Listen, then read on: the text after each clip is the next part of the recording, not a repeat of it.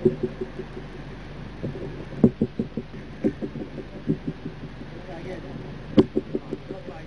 لوگ تھوڑا قریب آ جائیں اور قریب آ جائیں ادھر بھی.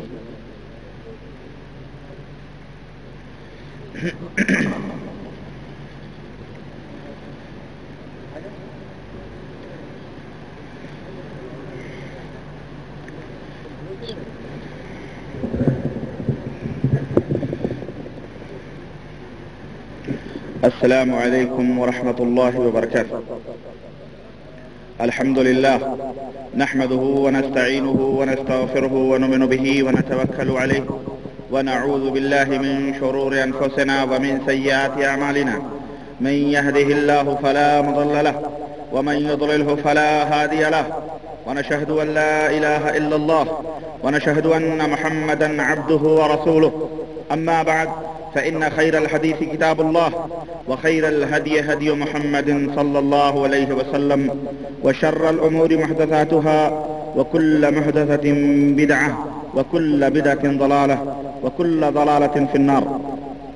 قال الله تبارك وتعالى في كلامه المجيد: أعوذ بالله السميع العليم من الشيطان الرجيم. بسم الله الرحمن الرحيم. يا أيها الذين آمنوا اتقوا الله حق تقاته ولا تموتن إلا وأنتم مسلمون.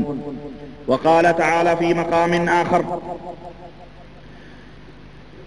إن أريد إلا الإصلاح ما استطعت وما توفيقي إلا بالله عليه توكلت وإليه أنيب. اللهم صل على محمد وعلى آل محمد كما صليت على إبراهيم وعلى آل إبراهيم إنك حميد مجيد. اللهم بارك على محمد وعلى آل محمد كما باركت على إبراهيم وعلى آل إبراهيم إنك حميد مجيد. تمام قسم کی حمد و ثنا، کبریائی اور بڑائی اس خالق ارض و سما کے لیے لائق و زیبا ہے جس نے ہمیں اور آپ کو پیدا فرمایا اور بیش بہا درود و سلام اس ذات مبارکہ مقدسہ پر جو ساری کائنات کے لیے رشد و ہدایت بنا کر کے بھیجے گئے.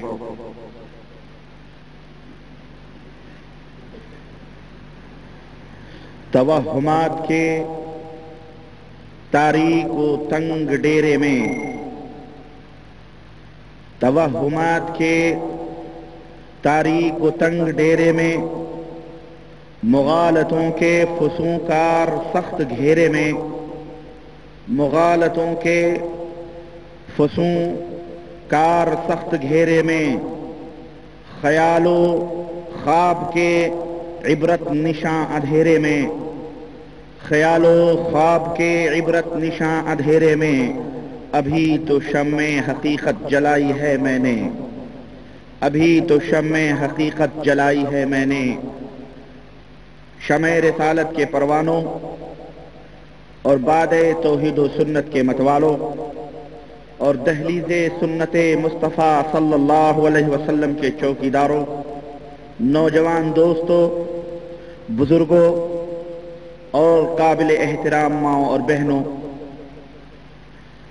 آج کے اس عظیم جلسے میں میرا موضوع سخن، جیسا کہ آپ حضرات کو اچھی طرح سے معلوم ہے کہ دیوبندیت کی حقیقت ہے. دوستوں اور بھائیوں، مسلسل 2 مہینوں سے مملکت سعودیہ عربیہ کے گوشے گوشے میں دعوتی مراکز، دعوتی جو سینٹرز سعودیہ عربیہ کے اندر قائم ہیں، ان کے اندر پروگرام میں شرکت کی وجہ سے حقیقت یہ ہے کہ میں کافی تھک چکا ہوں. ابھی رجب کی 1 تاریخ سے لے کر 7 رجب تک مسلسل ریاض کے مختلف مساجد میں اور وہاں کے مختلف مکاتب جالیات میں دینی پروگرام ہوئے، اور 8 کو میں حائل پہنچا اور پھر آج 9 کو آپ حضرات کی خدمت میں جدہ دعوی سینٹر کی دعوت پر حاضر خدمت ہوا. دوستو، پروگرام کے دوران لوگوں سے جو ملاقاتیں ہماری ہوئیں اور لوگوں سے جو گفتگو ہوئی، یہ جو تقریریں ہو رہی تھیں، یہ تقریریں تو 2 گھنٹے 3 گھنٹے چلتی ہی تھیں، لیکن جو لوگ ملاقات کرنے آتے تھے وہ بھی کسی لیکچر یا کسی تقریر سے زیادہ کم ٹائم نہیں لیتے تھے، بلکہ ان کے سوالات، ان کی باتیں، ان کی کہانیاں، ان کے داستان کہ انہوں نے کیسے توبہ کی اور کس طرح سے اللہ وحدہ لا شریک نے انہیں ہدایت عطا فرمائی، اور کس طرح انہوں نے حق کا دامن پکڑا، اور کس طرح وہ اپنے علاقوں میں، اپنی بستیوں میں کس طرح سے لوگوں کی نظروں میں برے سمجھے جانے لگے۔ غرض اس طرح کی باتیں بھی سنتے سنتے ٹائم تقریباً رات کے 2 بج جایا کرتے تھے، لیکن اللہ وحدہ لا شریک نے مجھ ناچیز کو یہ توفیق عطا فرمائی ہے، اور میں اللہ وحدہ لا شریک کا فضل اور اس کا احسان سمجھتا ہوں اور اس کا شکر گزار ہوں کہ اللہ نے مجھ ناچیز کو یہ توفیق عطا فرمائی ہے کہ میں اس کے دین کی خدمت کر رہا ہوں۔ اس میں آپ لوگوں کی دعائیں ہیں، آپ لوگوں کی محبتیں ہیں، اور اللہ سے دعا کرتا ہوں کہ اللہ تبارک و تعالی مجھے مزید طاقت و قوت عطا فرمائے اور مجھے مزید حق بات کے بیان کرنے کی توفیق عطا فرمائے، اور اپنے بھائیوں کے سامنے میں حقائق کو کھول کھول کر کے رکھنے کی کوشش کروں۔ لوگوں، حقیقت یہ ہے کہ آج دنیا پیاسی ہے، آج دنیا ترس رہی ہے کہ انہیں کوئی اللہ کا بندہ، انہیں کوئی رسول اللہ صلی اللہ علیہ وسلم کا امتی اللہ کی باتیں بتلائے، ان کے محبوب جناب محمد الرسول اللہ صلی اللہ علیہ وسلم کی پیاری پیاری میٹھی میٹھی بولیاں سنائے۔ لوگ ان کے ہونٹوں کو چومنے کے لیے بے قرار ہیں، لیکن افسوس اس بات کا ہے کہ آج ہزاروں میں کوئی ایک ملتا ہے جو ہمارے بھولے بھالے بھائیوں کو اللہ اور اس کے رسول صلی اللہ علیہ وسلم کی پیاری پیاری باتیں بتلاتا ہے، ورنہ آج کے اس فتنے کے دور میں جدھر دیکھو ادھر اللہ کے بندوں کو بندوں کا غلام بنانے کی سازش جاری ہے۔ جدھر دیکھو اللہ وحدہ لا شریک کے بندوں کو اس کے بندوں کا غلام بنایا جا رہا ہے، کبھی بیعتوں کے نام پر، کہیں پیری مریدی کے نام پر، کہیں استاد و شاگردی کے نام پر، کبھی تصوف کی آڑ لے کر، اور سازش ہے یہ ایک جو چل رہی ہے۔ کتابیں اٹھائیں اور کتابیں پڑھیں، تقریریں سنیں، اور اسی طرح سے فتوے پوچھیں، کیسٹیں سنیں، تو ہر پارٹی، ہر جماعت اپنے اپنے بزرگوں، اپنے اپنے مولویوں، اپنے اپنے سادھوؤں اور اپنے اپنے سنتوں اور اپنے اپنے فقیروں کے گن گاتی رہتی، انہی کی تعریف کر رہی ہے، انہی کی تعلیمات کو عام کرتے ہیں، انہی کے افکار و خیالات کی نشر و اشاعت کرتی ہیں یہ جماعتیں، انہی کی لکھی ہوئی باتوں کو اللہ اور اس کے رسول کی باتیں سمجھ کر تبلیغ کرتی نظر آ رہی۔ لیکن اللہ کے فضل و کرم سے، اللہ وحدہ لا شریک کا یہ فضل اور اس کا احسان ہے کہ اب تطہیر کا کام شروع ہو چکا ہے، اور رخ اسلام پر جو باطل پرستی کا غازہ ملا جا رہا ہے، منافقت کی چادریں اوڑھ اوڑھ کر کے جو لوگ وہ اس دین کو اور اس اسلام کو بدنام کرنے کی کوشش کر رہے ہیں، شعوری طور پر یا لا شعوری طور پر، غیر شعوری طور پر، ان باطل باتوں کو حق سمجھ کر اور کتاب و سنت سمجھ کر کے جو لوگ مان رہے ہیں، اللہ کے فضل و کرم سے اب ان کے چہرے لوگوں کے سامنے بے نقاب ہونا شروع ہوئے ہیں، اور یہ بھولی بھالی رسول اللہ صلی اللہ علیہ وسلم کی امت بہت جلد انشاءاللہ تبارک و تعالی اپنے ان برے اور گندے عقیدوں سے آزاد ہو کر قرآن و سنت کا پرچم اپنے ہاتھوں میں لے کر خود اپنے اپنے علماء سے، اپنے اپنے مفتیوں سے یہ عوام پوچھے گی کہ ملا جی تم نے اتنے عرصے تک ہمیں کیوں دھوکے میں ڈالا۔ چنانچہ آج جو لوگ صحیح راستے پہ آ رہے ہیں، اللہ کے فضل و کرم سے بڑے بڑے شیخ الحدیثوں کے سامنے، بڑے بڑے مولویوں کے سامنے وہ سینہ تان کر کھڑ کے اللہ اور اس کے رسول کی باتیں کرتے ہیں، تو ان کے حضرت جی انہیں یہ کہتے ہیں کہ ہم نے 15 اور 20 سال میں بخاری دیکھی اور تم 2 سال سعودیہ جا کر کے بخاری پڑھنے لگے۔ یہ حالات ہیں آج۔ امت کو، امت کے رشتے کو قرآن کریم سے کاٹ دیا گیا، امت کے رشتے کو پیغمبر اسلام جناب محمد الرسول اللہ صلی اللہ علیہ وسلم کی پیاری پیاری باتوں سے کاٹ دیا گیا۔ آئیے، لیکن بہت جلد، میں سمجھتا ہوں بہت جلد انشاءاللہ تبارک و تعالی یہ امت اس دلدل سے باہر نکلے گی، اور انشاءاللہ تبارک و تعالی ایسے علماء سو جو اسلام کے صحیح چہرے کے اوپر کالک پوت رہے ہیں، انشاءاللہ تبارک و تعالی وہ بے نقاب ہوں گے اور لوگ توبہ کر کے صحیح قرآن و سنت کی طرف عمل کریں گے اور صحیح قرآن و سنت کی طرف آئیں گے۔ میرے عزیز، میرے دوست، آج کا جو موضوع سخن ہے وہ ہے دیوبندیت کی حقیقت۔ میں نے قرآن کریم کی جو آیتیں پڑھی ہے اس میں اللہ وحدہ لا شریک نے اپنے مومن بندوں سے یہ خطاب کیا ہے اور فرمایا ہے کہ اے وہ لوگوں جو اللہ کے اوپر ایمان لائے ہو، اللہ سے ڈرو جیسا کہ اللہ سے ڈرنے کا حق ہے، اور جب تم مرو تو اس حالت میں مرو کہ تم مسلمان ہو۔ اسی طرح سے دوسری آیت کریمہ جو میں نے پڑھی ہے، اللہ وحدہ لا شریک نے فرمایا ان اريد الا الاصلاح، کہ میں صرف اصلاح چاہتا ہوں، میں صرف اصلاح چاہتا ہوں۔ جب تک جتنی کی ہماری طاقت ہے میرا مقصد صرف اصلاح ہے، اور یہ صرف اللہ وحدہ لا شریک کی توفیق ہی سے ہو سکتی ہے۔ میرے عزیز، میرے دوست، موضوع سخن بظاہر بڑا عجیب سا ہے، اور اس سے ایسا محسوس ہوتا ہے کہ میں تیر و تفنگ لے کر کسی پارٹی کے اوپر برسوں گا، ایٹم بم لے کر کسی کو نیست و نابود کروں گا۔ میرے بھائی، میرے عزیز، میرے دوست، ہم جو بھی یہ جو موضوع ہے نا، اس کا مقصد صرف یہ ہے کہ میں اپنے بھائیوں کو قرآن و سنت کی راہ بتلاؤں۔ اور یہ یوں بھی ہو سکتا تھا کہ میں صرف اللہ اور اس کے رسول صلی اللہ علیہ وسلم کی باتیں کر کے آپ کو نبی کریم صلی اللہ علیہ وسلم کی اطاعت اور ان کی اتباع کی طرف آپ کو دعوت دوں، احادیث رسول صلی اللہ علیہ وسلم کے ترجمے کروں، اور میں کسی کا نام یا کسی کا ذکر نہ کروں۔ لیکن حقیقت یہ ہے کہ جب ہم لا الہ الا اللہ کہیں گے کہ اللہ کے سوا کوئی معبود برحق نہیں، تو آپ یوں سمجھ لیں کہ ابو جہل، ابو لہب کی پیشانیوں پہ بل ضرور پڑیں گے۔ آپ نام لیں نہ لیں، آپ کہیں نہ کہیں، لیکن کفر تلملائے گا، کفر کو آپ سے گلے اور شکوے ہوں گے، شرک بلبلائے گا، مشرکین آپ کے خلاف سازشیں کریں گے۔ اسلام کی بنیاد نفی پہ مبنی ہے۔ پہلے انکار کرو ان طاغوت کا، پہلے انکار کرو معبودان باطلہ کا، پھر اللہ وحدہ لا شریک کا اقرار کرو۔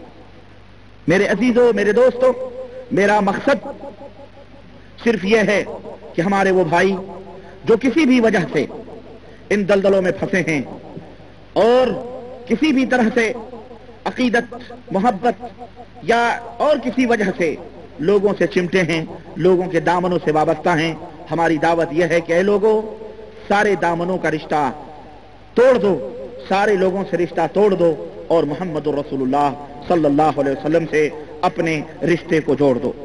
ہم میں کون نہیں جانتا کہ صحیح عقیدہ اور منہج تمام اعمال و عبادات کی بنیاد اور اساس ہے۔ اسی عقیدہ و ایمان کی اصلاح اور اسی عقیدے کی درستگی کے لیے رب کعبہ نے انبیاء اور رسول کا سلسلہ جاری فرمایا، اور تقریباً 1,24,000 انبیاء اور رسول اسی عقیدے کی اصلاح کے لیے اس کائنات کے اندر آئے۔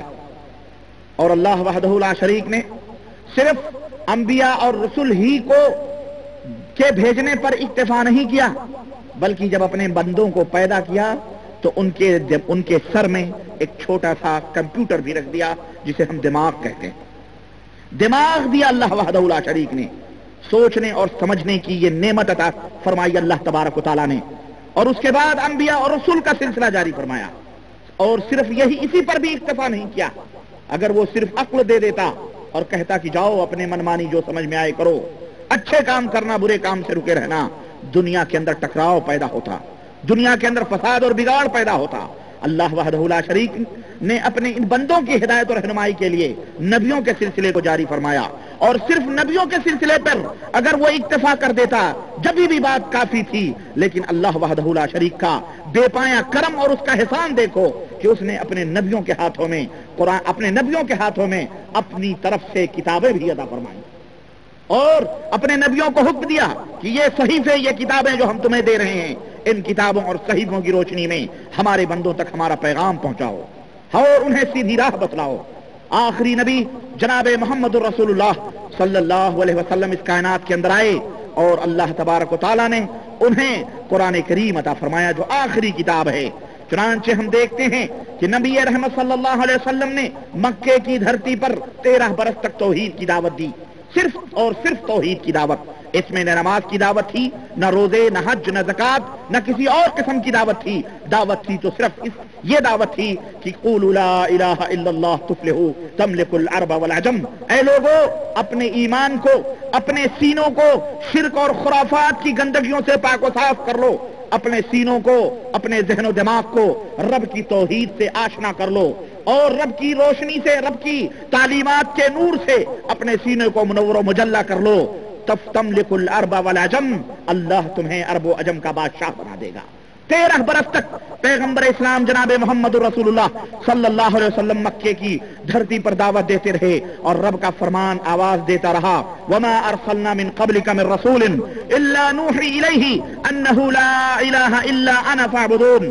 اے نبی، ہم نے آپ سے پہلے جتنے بھی انبیاء اور رسول کو ہم نے بھیجا ہے، ہم نے سب کو یہی بات بتلائی ہے کہ جاؤ اور لوگوں کے اندر یہ اعلان کر دو کہ اللہ کے سوا کوئی معبود برحق نہیں ہے سوائے میرے، فاعبدون، تو اے لوگوں صرف میری عبادت اور بندگی کرو، میرے ساتھ کسی کو شرک نہ کرو، میرے سوا کسی کو شریک، میرے سوا کسی کو مشکل کشا نہ سمجھو، میرے سوا کسی کو حاجت روا نہ سمجھو، میرے سوا کسی کے سامنے اپنی گردنوں کو نہ جھکاؤ، میرے نبی کے سوا کسی کو اپنا رہبر اور کسی کو اپنا امام نہ تصور کرو، میرے نبی کے سوا میرا نبی جو جا رہا ہے صرف اسی کے پیچھے چلو۔ رب نے ہمیں یہ دستور دیا ہے، رب نے ہمیں یہ نظام دیا ہے، اور رب نے ہمیں یہ قاعدہ اور قانون بتلایا ہے کہ دین مکمل ہے، اور وہ دین قرآن اور سنت کی روشنی میں اللہ کے نبی صلی اللہ علیہ وسلم نے اپنے ماننے والوں تک پہنچا دیا ہے۔ اب اس دین میں نہ کوئی کمی ہو سکتی ہے اور نہ ہی کوئی بیشی ہو سکتی ہے۔ عقیدے سے لے کر جو جڑ ہے اور بنیاد ہے اور شاخیں اور پتیوں تک پیغمبر اسلام جناب محمد رسول اللہ صلی اللہ علیہ وسلم نے ہمیں بتلا دیا ہے اور فرما دیا ہے کہ ترکت فیکم امرین لن تضلوا ما تمسکتم بہما کتاب اللہ و سنت رسولہ۔ اے لوگو، میں تمہارے درمیان 2 چیزیں چھوڑ کے جا رہا ہوں، جب تک تم ان دونوں چیزوں کو مضبوطی کے ساتھ پکڑے رہو گے ہرگز گمراہ نہیں ہو سکتے، اور وہ دونوں چیزیں ہیں اللہ کی کتاب اور محمد رسول اللہ صلی اللہ علیہ وسلم کی سنت۔ چنانچہ اسی عقیدے کو لے کر ہمارے سلف کی ایک عظیم جماعت تیار ہوئی جسے صحابہ کرام رضوان اللہ علیہم اجمعین کے نام سے یاد کیا جاتا ہے، اور جنہیں پروردگار عالم نے عرش اعظم پہ بیٹھ کر کے انہیں رضی اللہ عنہ رضو عنہ کی سرٹیفکیٹ عطا فرمائی، اپنی رضا اور خوشنودی کا کارڈ انہیں بخشا، اور آسمان سے آواز دیا کہ رضی اللہ عنہم ورضو عنہ، اللہ ان سے راضی ہیں اور وہ اللہ سے راضی ہیں۔ یہ مقدس جماعت نبی کریم صلی اللہ علیہ وسلم کی تربیت یافتہ، نبی کے درسوں میں بیٹھنے والی، اپنے دل و دماغ کو کتاب و سنت کے نور سے انہوں نے اپنے سینوں کو منور و مجلہ کیا، اور دنیا نے اپنے ماتھے کی نگاہوں سے دیکھا کہ مشرق سے لے کر مغرب تک اور شمال سے لے کر جنوب تک ہمارے اسلاف کی یہ جماعت پھیل گئی، تاریکیاں مٹنے لگیں، ظلمتیں چھٹنے لگیں، کفر و شرک کے ایوانوں میں زلزلے آ گئے، اور غلامیوں کی بیڑیاں کٹنے لگیں، بندے جو بندوں کے غلام بنے ہوئے تھے جوگ در جوگ رب کے غلام بننے لگے، بندوں کی غلامی سے آزاد ہو کر اللہ کی غلامی کا پٹا اپنے گلے میں ڈالنے لگے، لٹیرے، ڈاکو، زانی، بدکار، شراب خور، گنوار، اکھڑ، بے تہذیب، غریب، اور دنیا میں سب سے زیادہ جاہل اور لڑاکو جو قومیں تھیں، وہ دیکھتے دیکھتے اللہ کے نبی جناب محمد رسول اللہ صلی اللہ علیہ وسلم کے دامن سے وابستہ ہو کر دنیا کے رہبر اور دنیا کے رہنما بن گئے، تقوی و پرہیزگاری کے سراپا اور مجسم تصویر بن گئے۔ لیکن یہی بات شیطان کو نہ بھائی، شیطان کی نیندیں حرام ہو گئیں، وہ ذلیل و رسوا ہو گیا، چنانچہ اس نے اپنی چالیں چلنا شروع کر دیں لوگوں کو گمراہ کرنے کے لیے، وہ بے چین و بے قرار ہونے لگا، اور وقت گزرتا گیا، دن، مہینے، ہفتے، سال میں بدلنے لگے، اور اسلام حجاز مقدس سے نکل کر ہند و پاک اور افریقہ کے صحراؤں اور جنگلوں اور میدانوں میں آیا. ایران و توران اسلام کی کرنوں سے فیضیاب ہونے لگے. ادھر دھیرے دھیرے جو جو زمانے نبوی دور ہوتا گیا، نبی رحمت صلی اللہ علیہ وسلم کا زمانہ دور ہوتا گیا، لوگوں کی گرفت بھی اللہ اور اس کے رسول صلی اللہ علیہ وسلم کے اوپر ڈھیلی پڑنے لگی، قرآن اور سنت کے اوپر ڈھیلی پڑنے لگی، اور شیطان کو موقع ملا اور امت میں نئے نئے شوشے اور نئے نئے فرقے پیدا شیطان نے شروع کر دیا. چنانچہ تقو تقدس کی آڑ لے کر یہودیت اور نصرانیت کے جراثیم اس امت میں پھیلائے جانے لگے، اور پیغمبر اسلام جناب محمد رسول اللہ صلی اللہ علیہ وسلم کی وہ حدیث پاک ثابت ہونے لگی کہ نبی نے فرمایا تھا لَتَتَّبِعُنَّ سُنَنَ مَنْ كَانَ قَبْلَكُمْ شِبْرًا بِشِبْرٍ لَوْ دَخَلُوا جُحْرَ رَبٍّ لَدَخَلْتُمُوهُ. اللہ کے نبی نے فرمایا کہ ایک زمانہ آئے گا اے لوگوں کہ تم اپنے پہلے کے لوگوں کے قدم سے قدم ملا کر کے چلو گے. اگر وہ کسی زب کی سوراخ میں داخل ہوئے ہوں گے، کسی گوہ کے بل میں داخل ہوئے ہوں گے، تو تم اس میں بھی داخل ہوگے. صحابہ کرام نے فرمایا اے اللہ کے نبی کیا وہ یہود و نصارہ ہیں؟ تو آپ صلی اللہ علیہ وسلم نے فرمایا فمن، ان کے علاوہ اور کون ہے؟ چنانچہ دھیرے دھیرے شیطانی جراثیم یہودیت اور نصرانیت کھلے طور پر تو اس امت کے اندر داخل نہ ہو سکی، لیکن اسلام کا لبادہ اوڑھ کر اس امت کے اندر دھیرے دھیرے پھیلنے لگی. اور شیطان کا کچھ زیادہ ہی کرم ہمارے متحدہ ہندوستان پر ہوا، بر صغیر ہندوستان پر ہوا. وہ ہندوستان جو پہلے تقسیم نہیں ہوا تھا، میں اس ہندوستان جس کے اندر پاکستان بھی تھا، سکم بھی تھا، بھوٹان بھی تھا، جس کے اندر نیپال بھی تھا، سب تھا، میں اس کی بات کر رہا ہوں اور اس کی تاریخ بتا رہا ہوں. اس کے اوپر شیطان کا کچھ زیادہ ہی کرم ہوا اور وہاں پر کچھ زیادہ ہی وہ مہربان ہوا. اس کے لیے کچھ زیادہ ہی اسی وجہ سے ہمارے ملکوں کے لوگ شیطان کے ان چالوں سے کچھ زیادہ ہی متاثر ہوئے. صوفیوں کے عقیدے یوں تو دوسرے ممالک اور دنیا کے دوسرے کونوں میں پل رہے تھے، صوفیوں کے عقیدے پنپ رہے تھے دھیرے دھیرے. اس کی کچھ جڑیں ہندوستان میں بھی آئیں اور صوفیوں کے عقیدے ہندوستان کے اندر بھی پھیلنا شروع ہوئے، مگر ان کا کوئی نام نہیں تھا. صوفیوں کے یہ افکار، صوفیوں کے یہ خیالات ہمارے ملک ہندوستان کے اندر اس وقت کا ہندوستان نہیں بلکہ بہت پرانے زمانے کا ہندوستان اپنے تصور میں لو. اس کو سوچو جب نہ کوئی پاکستان تھا، نہ کوئی نیپال تھا، نہ کوئی بنگلہ دیش تھا، نہ کوئی ہندوستان الگ تھا، سب ایک تھے. اس وقت صوفیت ہندوستان کے اندر پہنچی اور وہاں دھیرے دھیرے اپنی جڑیں مضبوط کرنے لگی. ہمارے ملک میں اس کا کوئی نام نہیں تھا، ہمارے ملک میں اس کی کوئی پہچان نہیں تھی. پہلے چوتھی صدی ہجری کے اندر، تقریباً چوتھی صدی ہجری کے اندر جب فقہی مذاہب دنیا کے اندر قائم ہوئے، میں ایک تاریخ رکھ رہا ہوں آپ کے سامنے بالکل اختصار کے ساتھ.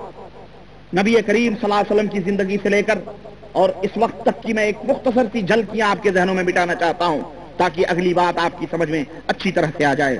چوتھی صدی ہجری کے اندر جب دنیا کے اندر فقہی مذاہب کی بنیاد رکھی گئی، یعنی مذہب شافعی، مذہب حنبلی، مذہب مالکی، مذہب حنفی، یہ تمام سب مذاہب کی بنیاد کب رکھی گئی؟ 400 برس کے بعد. یہ اپنے ذہنوں میں بٹھاؤ. 400 ایک مولوی نے کتاب لکھی، میں نے دیکھا، وہ کہہ رہا تھا سن 90 ہی سے مذہب حنفی کی بنیاد رکھی گئی. میں نے کہا سن 80 میں تو امام ابو حنیفہ پیدا ہوئی رحمۃ اللہ علیہ، تو سن 90 میں کیسے اس کی بنیاد رکھ دی جائے گی؟ 10 برس میں امام صاحب نے یہ موٹی موٹی لال کتابیں لکھ ڈالی تھی، نعوذ باللہ. اس طرح سے ہمارے ملکوں میں دھوکے دیتے ہیں لوگ، ایسے دھوکے. ایک مولوی تقریر کرنے لگا، کہنے لگا کہ امام ابو حنیفہ رحمۃ اللہ علیہ جب پیدا ہوئے تھے تو ان کے والد محترم حضرت علی رضی اللہ عنہ کے پاس لے گئے اور دعا کروائی، اور حضرت علی نے ان کے سر کے اوپر ہاتھ پھیرا اور دعا اور برکت کی دعا کی. کسی بیچارے مولوی جو کوئی آدمی بیٹھا تھا کسی درس میں، کسی وہابی کے درس میں مستفید رہا ہوگا، اس نے کہا مولانا حضرت علی کی وفات کب ہوتی ہے؟ تقریباً سن 35 یا 36 ہجری کے اندر حضرت علی کو شہید کر دیا جاتا ہے، اور حضرت امام ابو حنیفہ رحمۃ اللہ علیہ سن 80 یا سن 90 میں پیدا ہو رہے ہیں. 50 برس بعد پیدا ہونے والا آدمی حضرت علی کے دربار میں کیسے پہنچے گا اور حضرت علی اس کے سر کے اوپر کیسے ہاتھ پھیریں گے؟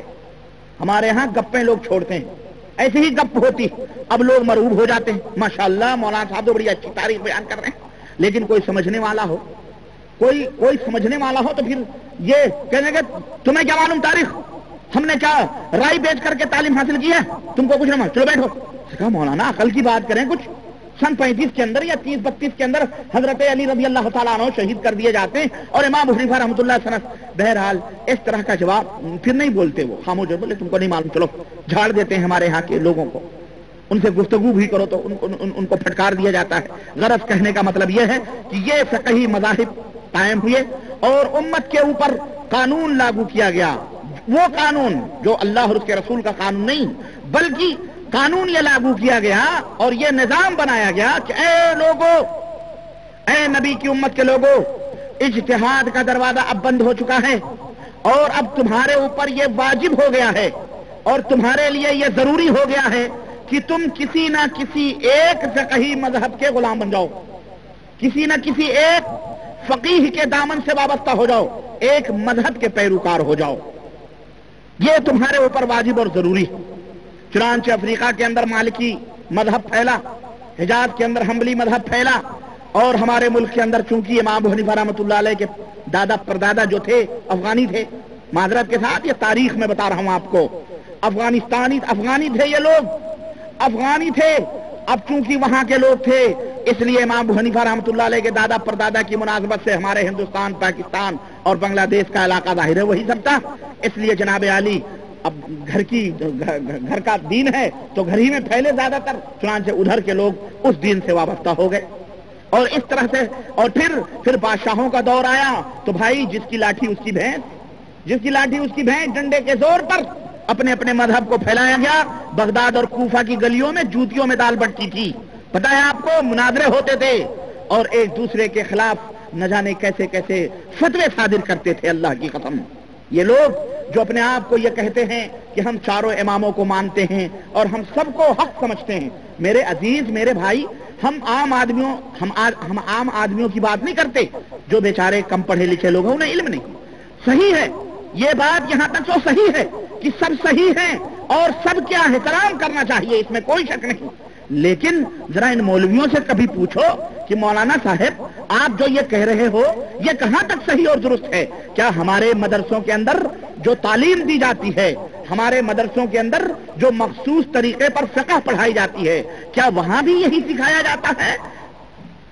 حقیقت یہ ہے کہ ان مدرسوں میں بیٹھ کر ایک دوسرے مذہب کے خلاف غیبتیں کی جاتی ہیں، ایک دوسرے امام کے اوپر کیچڑ اٹھالی جاتی ہے، اور اٹھاؤ نور الانوار، اس کے اندر امام شافعی رحمت اللہ علیہ کو، جن کا نام محمد بن ادریس تھا، امام شافعی رحمت اللہ علیہ کو بلید تک کہا گیا ہے، جاہل تک کہا گیا ہے کہ وہ احمق اور جاہل ہے۔ اس طرح سے فقہ کی کتابوں کے اندر اور امام شارانی نے اپنی کتاب کے اندر لکھا ہے کہ اس طرح سے لوگوں نے گند پہنچائی کہ حنفی فقہ کے اندر باقاعدہ یہ فتویٰ صادر کیا گیا کہ اگر کوئی شخص شافعی ہے اور وہ اگر ایک حنفی ہے اور شافعی ہے تو حنفی اپنی لڑکی شافعی کو نہیں دے سکتا ہے، حنفی لڑکی کی شادی شافعی کے ہاں نہیں ہو سکتی، لیکن اگر کوئی شافعی لڑکا ہے، اگر کوئی حنفی لڑکا ہے تو وہ شافعی کی لڑکی سے بیاہ کر سکتا ہے، جیسے کہ اہل کتاب سے بیاہ جائز ہے۔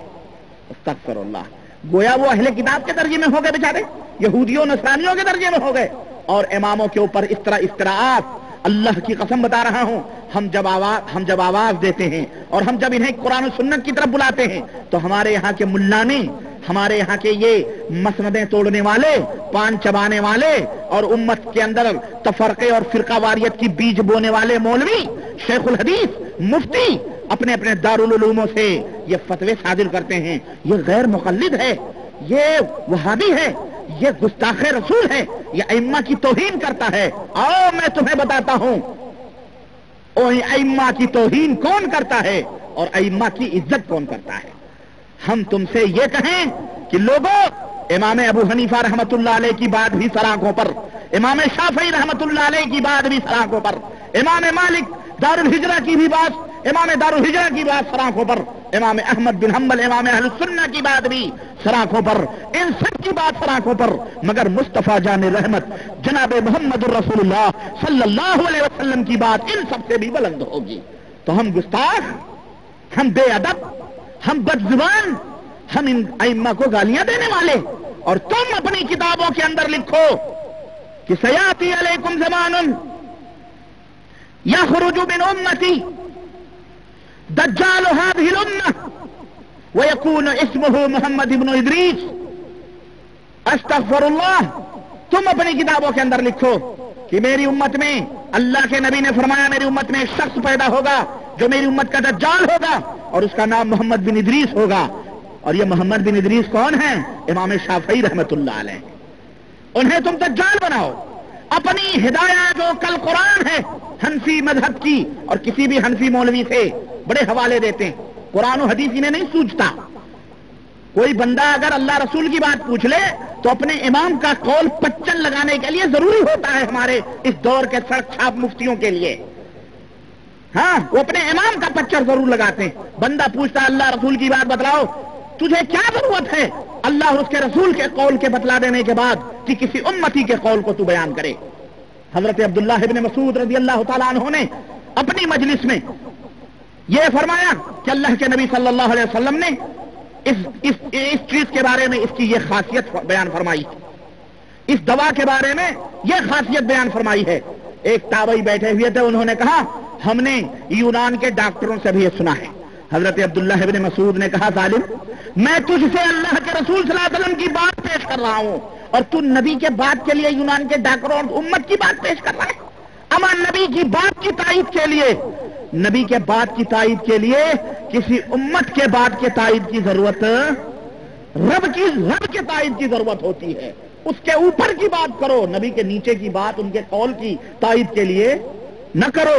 ہم تو یہ کہتے ہیں تو ہم گستاخ، اور یہ اپنی کتابوں کے اندر لکھیں کہ فلعنت ربنا اعداد رمل علی من رد قول ابی حنیفہ، علی من رد قول ابی حنیفہ، اس آدمی کے اوپر ریت کے ذروں کے برابر لعنت ہو جو امام ابو حنیفہ رحمت اللہ علیہ کی کسی ایک بھی بات کو رد کر دے۔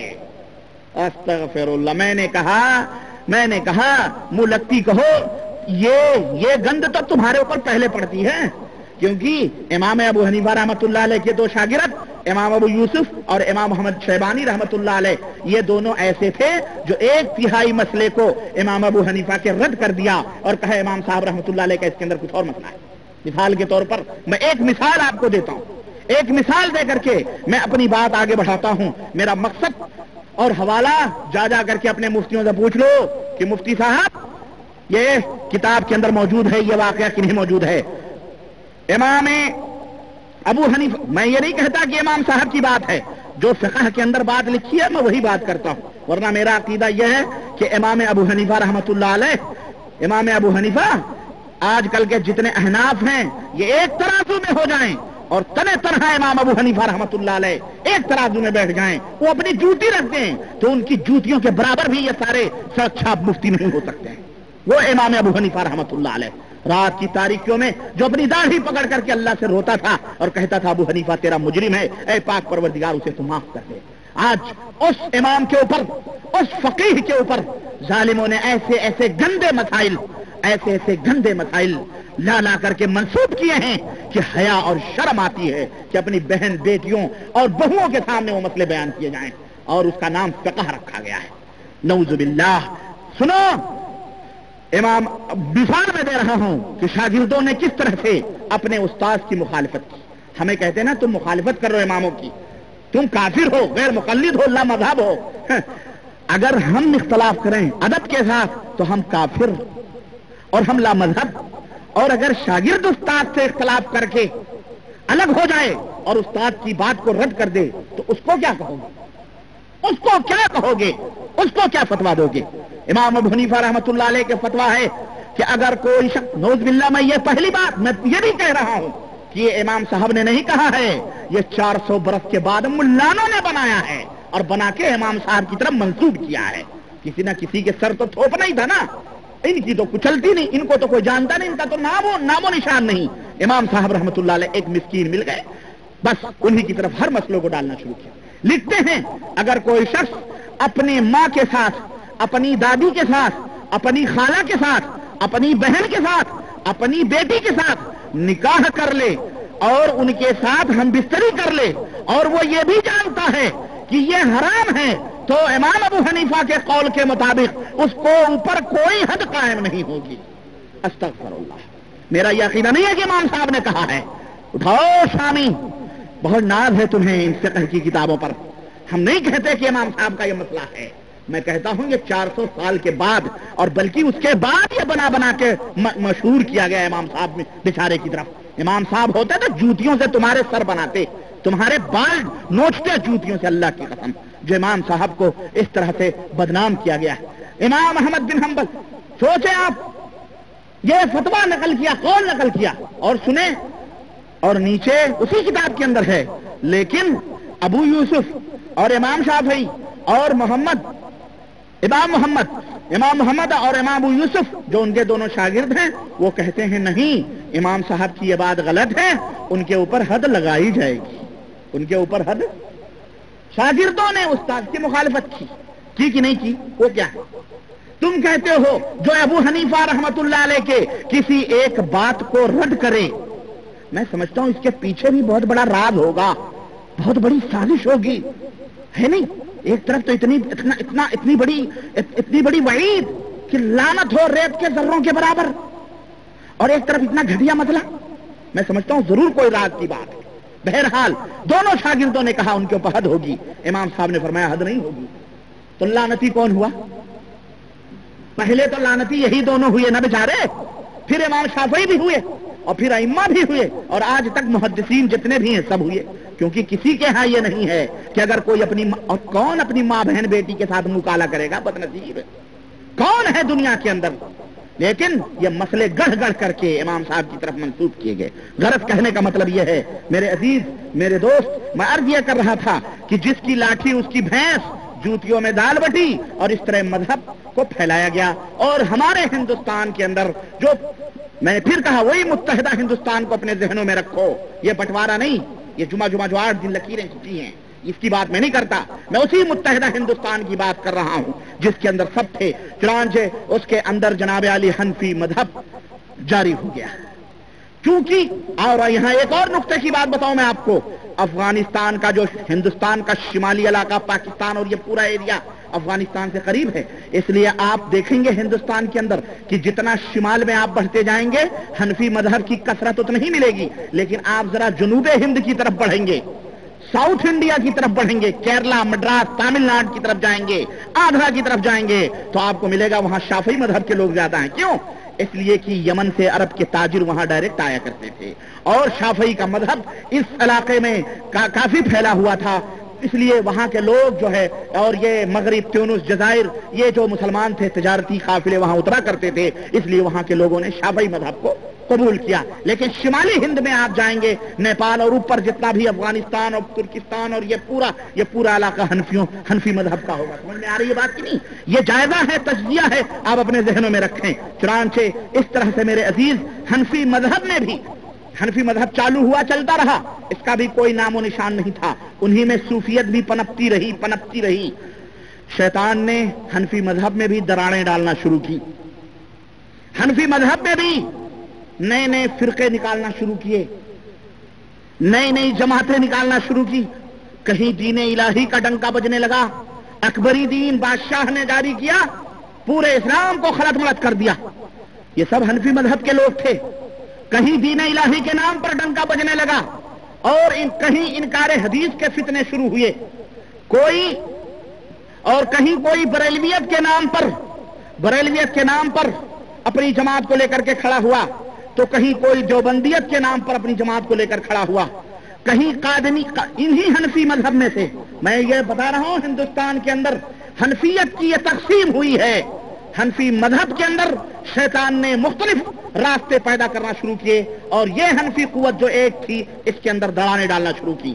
کہیں بریلویت، یہ بھی حنفی ہیں، کہیں دیوبندیت یہ بھی حنفیت کی پیداوار ہے، اور کہیں مرزائیت اور قادیانیت یہ بھی مرزا غلام احمد قادیانی اور نور الدین بہروی یہ سارے کے سارے حنفی تھے، یہ سب مقلد تھے۔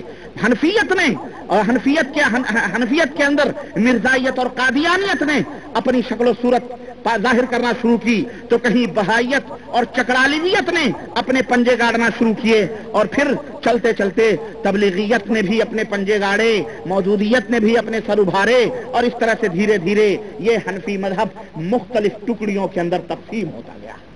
سمجھ آ رہی ہے کہ نہیں آ رہی ہے؟ اس کی تشریحات میں انشاءاللہ تعالی دلائل کے ساتھ، یہ کوئی دعوے نہیں ہیں، یہ دعوے دلائل کے ساتھ مزین اور آستہ ہیں۔ میرے عزیز، میرے دوست، اس طرح سے یہ فتنے، ان میں کچھ فتنے تو کھل کر کے سامنے آ گئے، ان میں کچھ فتنے کھل کر کے سامنے آ گئے، اور ان کے چہرے حق پسندوں نے دیکھے اور ان پر کفر کے فتوے بھی لگا دیے۔ مثلا بہائیت کھل کر کے سامنے آ گئی، یہ جماعت، اور اس کے اوپر کفر کے فتوے لگا دیے گئے۔ قادیانیت اور مرزائیت کھل کر کے سامنے آ گئی، اس کے اوپر کفر کے فتوے لگا دیے گئے۔ لیکن کچھ فرقے نہایت ہی خاموش اور چپ چاپ رہے، ان کی زبانوں پہ کچھ ہوتا تھا لیکن ان کی تحریروں اور ان کی کتابوں میں کچھ ہوتا تھا۔ تھے سب حنفی، بریلویت بھی حنفی تھے، قادیانیت بھی حنفی، مرزائیت بھی حنفی، بہائیت بھی حنفی، سب حنفی تھے، لیکن کچھ نے کھل کر کے اظہار کیا تو کچھ خاموش رہے، ان کی زبانوں پر کچھ اور ہوتا تھا لیکن تحریروں اور کتابوں میں ان کی کچھ اور بات ہوتی تھی۔ اور اس دائرے میں موجودہ کئی جماعتیں موجود ہیں جو آپس میں لڑ بھیڑ رہی ہیں، جو خاموش تھیں آپس میں اب وہ لڑ بھیڑ رہی ہیں، ایک دوسرے کے اوپر کفر کے فتوے، الزامات، تہمتیں آج تک ایک دوسرے کے اوپر لگا رہی ہیں، اور تقریباً 50 برس ہو گئے ایک دوسرے سے مناظرے کرتے پھر رہی ہیں۔ ہندوستان، صوبہ اتر پردیش، یو پی کے مشہور شہر بریلی سے ایک فتنہ بریلیت کی شکل میں اٹھا، جس کے بانی اور مبانی احمد رضا خان صاحب تھے، جنہیں لوگ اعلی حضرت اور ان کے ماننے والے مجدد دین ملت کے نام سے یاد کرتے ہیں۔ اور یہ حنفیوں کے مشہور علماء نقی علی، اور نقی علی جو ان کے باپ تھے، اور رضا علی دادا ان کے جو تھے، اور یہ ان کے پوتے تھے، یہ خاندان حنفیت کے مشہور علماء تھے، اور ان کا مشہور خاندان ہے۔ سن 1856 عیسوی یعنی سن 1272 ہجری کے اندر اس خاندان میں یہ خان صاحب پیدا ہو رہے ہیں۔ سن 1856 میں خان صاحب بریلی کے اندر پیدا ہو رہے ہیں۔ یہی وہ خان صاحب ہیں، احمد رضا خان صاحب، جنہوں نے ہندوستان کے حنفی مذہبوں میں چلتی پھرتی صوفیائیت کو، جو گونگی تھی، جو بہری تھی، بے دلیل تھی، آواز نہیں تھی، احمد رضا خان صاحب نے اس گونگی بہری کو آواز دی، یونانی فلسفے منطق کے دلائل سے اس کو کھڑا کیا، اور امت کے اندر اس کے لیے قرآن و سنت کی تحریفات کر کر کے اس کو دلائل دیے، اور یہ صوفیائیت جو ہمارے ملکوں میں ولایت کے نام سے یاد کی جاتی ہے، ولی ولی ولی جو ہمارے ہاں رٹے جاتے ہیں، اس کو زبان دی، اور جتنے شرک اور بدعات تھے ان کے لیے قرآن و سنت سے اس شخص نے دلائل مہیا کیے۔ اور ظاہر ہے قرآن کے اندر تو اللہ وحدہ لا شریک نے فرمایا ہے کہ یہ قرآن ہے جس سے کچھ لوگوں کو اللہ ہدایت دیتا ہے اور کچھ لوگوں کو اسی سے گمراہ بھی کرتا ہے۔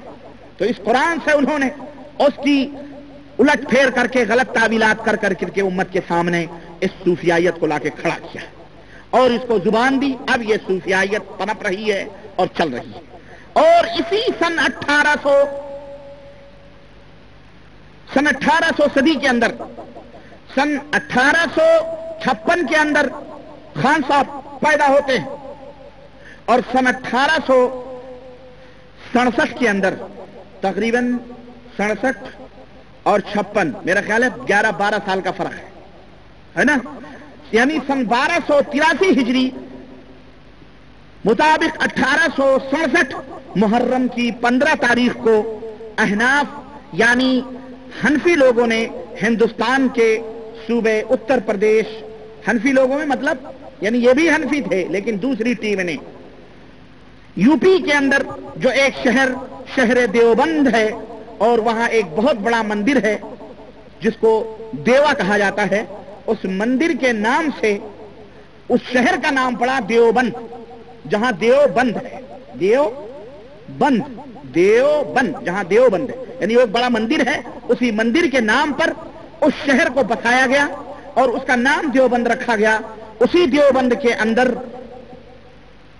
हजरत मौलाना मोहम्मद कासिम नानोतवी, जो उलमाए देवबंद के इस मदरसे के, जो उन्होंने अपने हाथों से देवबंद शहर के अंदर रखा, उसकी बुनियाद रखी और उनके हमराही उनके दोस्त रशीद अहमद गंगोही भी थे। इस तरह इन दोनों बुजुर्गों के हाथों से मदरसे देवबंद की बुनियाद रखी गई, जिसका नाम दारुल उलूम रखा गया। जिसका नाम क्या रखा गया? ये मैं तारीख बता रहा हूं देवबंद की और उसकी हकीकत। इतना समझ लेने के बाद में आइए मैं बहुत करीब आपको लेके चल रहा हूं। देवबंद की बुनियाद रखी गई और रखने वाले मौलाना मोहम्मद कासिम नानोतवी और मौलाना रशीद अहमद गंगोही थे, और जिसकी तरफ मंसूब करके आज लोग अपने आप को देवबंदी कहते हैं। और मैंने एक पर्चा पढ़ा दारुल उलूम, उस पर्चे के अंदर एक देवबंदी मौलवी ने कहा कि अब अफगानिस्तान के अंदर तालिबान हुकूमत आ रही है, जो हमारी देवबंदियों की हुकूमत होगी, जिससे अमेरिका यूरोप लड़ रहे हैं। अल्लाह की कसम बता रहा हूं, ये जरीदे के अंदर इन्होंने लिखा। अभी मुल्क फतेह ही नहीं हुआ और अभी से तासुब की हवाएं फैलाई जाने लगी। क्या कि सऊदिया वहाबियों का है तो अब वो अफगानिस्तान हमारा देवबंदियों का बनेगा। अगर इस बुनियाद पर अगर कोई मुल्क हासिल करे, अल्लाह उसे तौफीक ही न दे। अगर तुम कुरान और सुन्नत की बुनियाद पर हासिल करो तो अल्लाह की कसम दुनिया तुम्हारे साथ और अल्लाह भी तुम्हारे साथ। लेकिन तुम, वो बेचारे तो सरहदों पे बैठ करके गर्दनें कटा रहे हैं और अपने मुल्क को आजाद कराने की फिक्र में हैं, और ये खानकाहों में बैठे हुए हक हू के नारे लगाने वाले और झोरी झंडी लेके रोडों के ऊपर चलने वाले ये फख्र यहां कर रहे हैं, जिनका जिहाद के जीन से भी कोई रिश्ता नहीं। वो ये फख्र कर रहे हैं कि अब वो हासिल कर रहे हैं, यानी बनी बनाई रोटी है, बैठ के खा लेंगे। कहा भी जाता है ना, कहा जाता है कि दीन एक गेहूं था, वो गेहूं उगा, मोहम्मद रसूलुल्लाह सल्लल्लाहु अलैहि वसल्लम ने उसको समझो गेहूं की शक्ल में दिया, सहाबा ने पीसा, हाँ, आइम्मा ने गूंधा, सहाबा ने उस गेहूं को पीसा और पीस करके इमामों को दिया, तो इमामों ने उसको गूंधा और फिर उनके शागिर्दों ने उसकी रोटी बनाई और हम उसको गप रहे। अल्लाह की कसम बता रहा हूं, बाकायदे मिसाल दी जाती कि हम उसको अब खा रहे हैं, अब तुम्हें कुछ करने की जरूरत नहीं है, रोटी बनी है, पकी पकाई खाओ, खलास। फिलहाल से मेरे अजीज, ये लोग भी, ये देवबंद के लोग जिन्होंने बुनियाद रखी, और आज उलमा जो वहां से निकलते हैं या जो लोग उनके फिक्र से और इन रहनुमाओं के अफकार और इनके अकायद और इनके ख्यालात से, जिसके ऊपर मैं अभी रोशनी डालने वाला हूं, जो मुत्तफिक हैं, उन्हें देवबंदी कहा जाता है। किसी जमाने में आमिर उस्मानी साहब का नाम आपने सुना होगा, वो देवबंदी हैं, वो खुद भी, और तजल्लियात के एडिटर थे बरसों तक, और वो हिंदुस्तान के एक मायनास कलमकार शख्सियत से जाने जाते हैं, और रहमतुल्लाह अलैह, अब उनका इंतकाल हो चुका है। उन्होंने देवबंद से वो निकलता था पर्चा, उसके अंदर उन्होंने चंदशार देवबंद के नाम से पता नहीं जल के कट के कैसे उन्होंने कहा, अल्लाह बेहतर जाने। वो कहते हैं देवबंद की तारीख में, देवबंद कहते हैं दगा की दाल है देवबंद, दाल ये वाव बे नून दाल है ना, कहते हैं दगा की दाल है, याजूज की है ये इसमें, दगा माने धोखा, दगा की दाल है, याजूज की, शायद खानकाहों से ज्यादा करीब रहे होंगे और खानकाह में जो कुछ होता हो देखे होंगे आमिर उस्मानी साहब, इसीलिए उन्होंने ये शेर अपने मजल्ले में लिखा कि दगा की दाल है, याजूज की है ये इसमें, वफा फरोशी की है वाओ तो बदी की बे इसमें, वफा फरोशी की है वाओ तो बदी की बे इसमें, जो इसके नून से नारे जहीम गलता है तो इसके दाल से दहकानियत नुमाया है, मिले ये हर्फ तो बेचारा देवबंद बना, बुरे खमीर से ये शहर नापसंद बना बुरे खमीर से, ये उनकी बात है, बहरहाल आ गई दिमाग में, मैं नोट नहीं किया, बस दिमाग में ये बात आ गई तो मैं अर्ज कर दिया आपके सामने। तो बहरहाल अहले देवबंद जो मदरसा कायम किया उन्होंने सन 1867 के अंदर, तो उससे जो लड़के फारिग हो रहे हैं उनको देवबंदी मौलवी कहा जाता है। इनका مذہب کیا ہے؟ یہ مسلمان ہیں، الحمدللہ یہ مسلمان ہیں اور اپنے آپ کو اہل سنت کہتے ہیں اور یہ سنت کی جماعت میں سے ہیں، لیکن یہ لوگ مذہباً حنفی ہیں، بریلویوں کی طرح، جس طرح بریلوی حنفی ہیں، قادیانی حنفی ہیں، مرزائی حنفی ہیں، چکرالوی حنفی ہیں، بہائی حنفی ہیں، اور یہ جو ہیں یہ بھی حنفی ہیں، یہ مذہباً حنفی ہیں، مسلکاً صوفیوں کی راہوں پر ہیں۔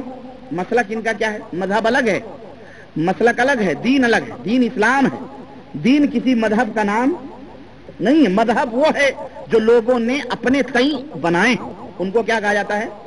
مذہب۔ اور دین وہ ہے جو اللہ تعالیٰ نے اپنے نبی کے ذریعے اس امت کے اوپر نازل فرمایا ہے۔ تو یہ مسلکاً صوفیوں کی راہوں پر ہے، اور یہ صوفی، یہ نقشبندی، سہروردی، صابری، کلیری ہے نا، رفاعی، بدوی، چشتی، یہ تمام سب صوفیوں کی راہیں ان راہوں، ان سلسلوں میں ہیں۔ اور عقیدے میں اور منہج میں یہ ماتریدی اور اشعری، ماتریدی اور اشعری ہیں، اور سلسلہ تصوف میں تمام سلسلوں سے یہ منسلک ہیں۔ جو تصوف کے سلسلے ابھی میں نے بتائے ہیں، قادری، چشتی، نقشبندی، سہروردی، تمام سب ان تمام سلسلوں سے یہ منسلک ہیں، بالکل اس طرح جس طرح کہ ان کے بھائی بریلوی عقیدے کے لوگ جو ہیں عقیدتاً یہ حنفی عقیدے میں بریلوی عقیدے اور منہج اور مسلک میں یہ مختلف ہے، بالکل وہی منہج، وہی مذہب، وہی عقیدہ بالکل جیسے بریلویوں کا ہے اور بالکل انہی کا ہے۔ تو بریلوی بھی حنفی، دیوبندی بھی حنفی، بریلوی مسلکاً صوفیوں اور سنتوں کی راہ پر چلنے والے، تو دیوبندی بھی انہی صوفیوں کی راہ پر چلنے والے۔ بریلوی عقیدے میں ماتریدی اور اشعری ہیں، تو دیوبندی بھی ماتریدی اور اشعری ہیں۔ بریلوی، چشتی، قادری، سہروردی، نقشبندی، ابوالعلائی، مجددی اور یہ تمام سب فرقوں یعنی سلسلوں کے اندر منسلک ہیں، تو دیوبندی بھی چشتی، قادری، نقشبندی، سہروردی ہیں۔ بریلوی فکری طور پر شاہ ولی اللہ رحمۃ اللہ علیہ کو اپنا امام تصور کرتے ہیں، تو دیوبندی بھی شاہ ولی اللہ رحمۃ اللہ علیہ کو اپنا امام، اپنا پیشوا تصور کرتے ہیں۔ اگر کہیں فرق آتا ہے دیوبندیت اور بریلویت میں، تو آگے چل کر کے یہ آتا ہے کہ دیوبندی اصول اور فروع میں محمد قاسم نانوتوی اور رشید احمد گنگوہی کی تقلید کرتے ہیں، اصل اور فروع میں محمد قاسم نانوتوی اور رشید احمد گنگوہی کی تقلید کرتے ہیں، اور بریلوی اپنے امام احمد رضا خان صاحب ان کو اپنا پیشوا، ان کو اپنا رہبر اور ان کو اپنا امام تصور کرتے ہیں۔ یہ ایک بنیادی فرق ہے۔ اور ایک اور بنیادی فرق ہے، اور وہ بنیادی فرق دیوبندی اور بریلوی میں یہ ہے کہ بریلوی جو بھی بات کہتا ہے، عقیدے کی ہو یا مذہب کی ہو یا مسلک کی ہو یا صوفیوں کی باتیں ہوں یا عقیدوں کی باتیں ہوں یا یہ تمام سب باتیں جو ہیں وہ ڈنکے کی چوٹ پر کہتا ہے۔ بریلوی جو بھی کہتا یا کرتا یا لکھتا ہے وہ ڈنکے کی چوٹ پر دنیا کے سامنے بیان کرتا ہے، اپنے مسلک، عقیدے، سلسلے تصوف کا وہ اعلان کرتا ہے۔ مگر دیوبندی اور بریلوی میں یہی ایک اور بنیادی فرق یہ ہے کہ دیوبندی حضرات یہی سب کچھ کرتے ہیں، لیکن سب پردے کی آڑ میں کرتے ہیں۔ سب کس کی آڑ میں کرتے ہیں؟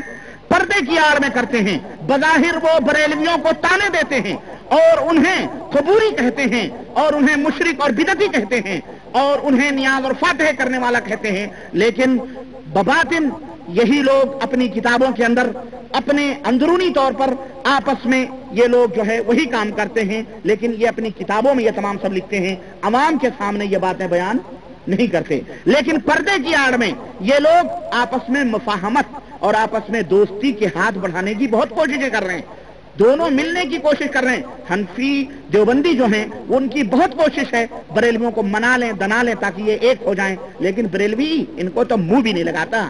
یہ تو اگر مسجد میں گھس جائیں تو انہیں مسجدیں دھلواتا ہے بریلوی، بہت دور بھاگتا ہے دیوبندیوں، وہابیوں سے تو بات ہی نہیں کرتے، کہتے یہ لوگ تو کھرے لوگ ہیں، ان سے تو چھوڑو، یہ تو کھلے کافر ہیں، سیدھے کہتے ہیں۔ لیکن دیوبندیوں کو یہ کہتے ہیں یہ چوہے ہیں، چوہوں کی طرح بلوں کے اندر گھس کر کے اور اس طرح جڑیں کاٹتے ہیں، جیسے مملکت عربیہ کے اندر، سعودی عربیہ کے اندر ہمارے ملکوں کے بہت گھس آئے ہوئے چوہے موجود ہیں، یہاں بھی چوہے موجود ہیں۔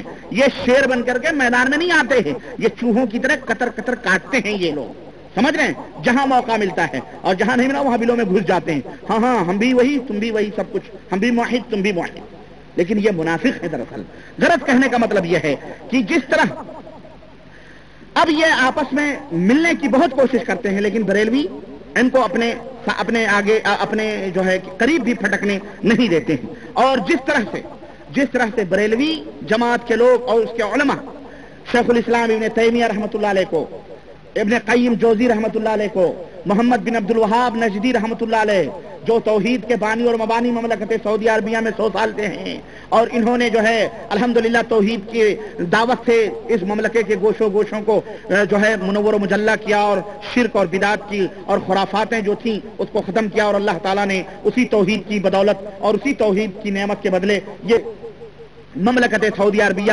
یہاں کو عطا فرمائی، اسی دعوت محمد بن عبد الوہاب رحمۃ اللہ علیہ کی دعوت کی برکت سے، اللہ کے فضل و کرم سے یہاں امن و امان سب کچھ ہے۔ تو محمد بن عبد الوہاب رحمۃ اللہ علیہ کو، ابن تیمیہ رحمۃ اللہ علیہ کو، امام ابن قیم جوزی رحمۃ اللہ علیہ کو بریلوی جو ہے نا یہ کافر کہتے ہیں، نجدی کہتے ہیں کہ یہ فتنہ ہے، یہ وہابی کافر ہیں، یہ سب کافر ہیں۔ بلکہ بریلویوں کا تو یہاں تک عقیدہ ہے کہ ابن تیمیہ، محمد بن عبد الوہاب، یہ تمام سب لوگ جہنم کے کتے ہیں، اور جہنم کے دروازے کے اوپر یہ کتے بن کے رہیں گے، نعوذ باللہ۔ ان کا فتویٰ ہے ان کے امام کا، اور وہ علی الاعلان کہتے ہیں، اور وہ ڈنگے کی چوٹ پر کہتے ہیں، وہ مجلسوں میں کہتے ہیں، ہر جگہ کہتے ہیں۔ مجھے ان سے شکوہ نہیں، مجھے ان سے کوئی گلہ نہیں۔ کیوں؟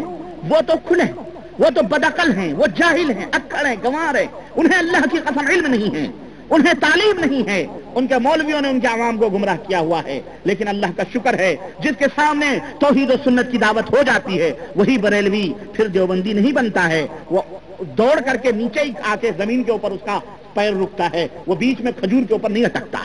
سمجھ رہے ہیں؟ اللہ کا شکر ہے الحمدللہ۔ تو یہی سب بریلوی کرتے ہیں، لیکن یہی سب، آئیے میں پردہ اٹھاؤں حقیقت سے کہ یہی سب دیوبندی بھی کر چکے ہیں اور کر رہے ہیں۔ لیکن جب یہی لوگ علماء سعودی عربیہ کے اندر آتے ہیں یہاں کے ٹکٹ پر اور بیٹھ کے مرغیاں اور بکرے چڑھاتے ہیں اور یہاں سے صدقے اور خیرات اور چندے بٹور کے لے جاتے ہیں، تو یہی علماء یہاں بیٹھ کر کے کہتے ہیں ہم بھی وہی ہیں جو ہے سعودیہ کے لوگ ہو، آپ ہو، وہی ہو، ہم محمد بن عبد الوہاب کو مانتے ہیں، ہم یہ کرتے ہیں، ہم وہ کرتے ہیں۔ لیکن مسلمانوں اب یہ پردہ میں اٹھا رہا ہوں، ذرا آپ بھی آنکھیں کھولو اور ان کی کتابیں اٹھاؤ اور دیکھو کہ ان دیوبند کے علماء نے، دیوبند کے مولویوں نے محمد بن عبد الوہاب، ابن قیم رحمۃ اللہ علیہ، ابن تیمیہ رحمۃ اللہ علیہ، ان کے بارے میں کیا کیا گند پھیلائی ہے، اور وہ کتابیں آج بھی موجود ہیں اور آج بھی ان کتب خانوں میں بک رہی ہیں اور چھپ رہی ہیں، لیکن وہ اردو میں ہیں، عربی میں نہیں ہیں۔ کیوں؟ عربی میں آئیں گی تو ان کے بھانڈے پھوٹیں گے، عربی میں آئیں گی سعودیوں کو پتہ چلے گا، عربی میں آئیں گی یہاں کے مشائخ اس کے اوپر مطلع ہوں گے، اور پھر ان کا آنا جانا بھی بند ہو سکتا ہے، ان کی اوپر پابندیاں بھی لگ سکتی ہیں۔ لیکن یہ سب اردو میں ہے۔ یہ سب دیکھیں، یہی گالیاں دیتے ہیں، برا بھلا کہتے ہیں، جس طرح سے کہ بریلوی ان مشائخ کو گالیاں دیتے ہیں۔ میں کسی کا دفاع نہیں کر رہا، لیکن میں ایک پردہ اٹھا رہا ہوں، میں کہتا ہوں کہ جب بھائی تم وہ ہو تو پھر چھپ کے کیوں رہتے ہو؟ کھل کے آؤ سامنے، کیوں منافقت کی چادریں اوڑھ کے بیٹھے ہو؟ اس لیے ہمیں یہ محنت کرنا پڑ رہی ہے، تم کھل کے آ جاؤ نا سامنے، کیوں چھپ کر کے؟ صاحب چھپتے بھی نہیں، سامنے آتے بھی نہیں، کیسا پردہ ہے کہ چلمن سے لگے بیٹھے۔ ہم یہ کہتے ہیں فیض الباری اٹھائیے، علامہ انور شاہ کاشمیری جو دارالعلوم دیوبند کے شیخ الحدیث تھے اور جنہوں نے بخاری شریف کی شرح لکھی جس کا نام فیض الباری ہے، اس کی جلد نمبر 1 اور صفحہ نمبر 42 اٹھائیے، جلد نمبر 1 اور جلد نمبر 2 اور جلد نمبر 4، ان جلدوں کے اندر انور شاہ کشمیری حنفی دیوبندی نے محمد بن عبد الوہاب رحمۃ اللہ علیہ کے بارے میں گالیاں لکھی، وہ میں بھی نوٹ کر رہا ہوں۔ اسی طرح سے محمد حسن سنبھلی حنفی دیوبندی نے اپنی کتاب حاشیہ نظم الفرائض علی شرح العقائد النسبی، اس کے اندر بھی محمد بن عبد الوہاب بن تیمیہ وغیرہ کو گالیاں دیں۔ اسی طرح حبیب احمد کیرانوی دیوبندی حنفی نے اپنی کتاب قواعد فی علوم الفقہ کے اندر ابن تیمیہ اور دیگر مشائخ کو گالیاں دیں۔ ظفر احمد عثمانی کی کتاب جو ہے اعلاء السنن، اس کے مقدمے میں اس نے جو ہے گالیاں لکھی ابن تیمیہ رحمۃ اللہ علیہ کو، جاہل اور گنوار اور نہ جانے کیا کیا کہا۔ چنانچہ قصہ لمبا نہ ہو، چند ایک حوالے میں دے کر کے اپنی بات کو آگے بڑھائے دیتا ہوں۔ انور شاہ کشمیری جو شیخ الجامعہ ہیں، جو شیخ الجامعہ تھے دارالعلوم دیوبند کے، اپنی کتاب فیض الباری علی صحیح البخاری جلد 1 صفحہ نمبر 171 کے اندر لکھتے ہیں، کہتے ہیں کہ اما محمد بن عبد الوهاب النجدي فإنه كان رجلا بلیدا قلیل العلم فکان یتصارع الی الحکم بالکفر.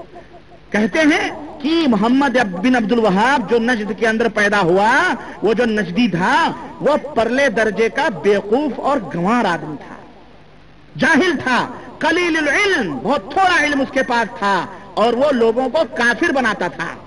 اور لمبی عبارت ہے، میں اتنا بیان کرنے کی مجھے ضرورت بھی نہیں ہے، لیکن یہ انور شاہ کشمیری فیض الباری آج بھی موجود ہے، کوئی بھی جا کر کے دیکھ لے. اسی طرح سے شیخ حسین احمد مدنی جو دارالعلوم دیوبند کے رئیس التدریس تھے، ان کی کتاب الشہاب الثاقب آج بھی ہندوستان اور پاکستان کے اندر چھپتی ہے اور بڑھتی ہے. وہ کہتے ہیں کہ اعلموا ان محمد ابن عبد الوہاب ظہر امرہ فی اوائل القرن الثالث عشر في نجد وكانت له عقائد فاسدة ونظريات باطلة فلذلك قتل وقاتل أهل السنة وأجبرهم أن يذعنوا بعقائده ونظرياته وكان يستهل نهب أموالهم ويظن أن في قتلهم أجرا وثوابا سيما أهل الحجاز فإنه أذاهم أشد الإيذاء وكان يسب السلف الصالح ويأتي في شأنهم بعناية سوء الأدب بغاية سوء الأدب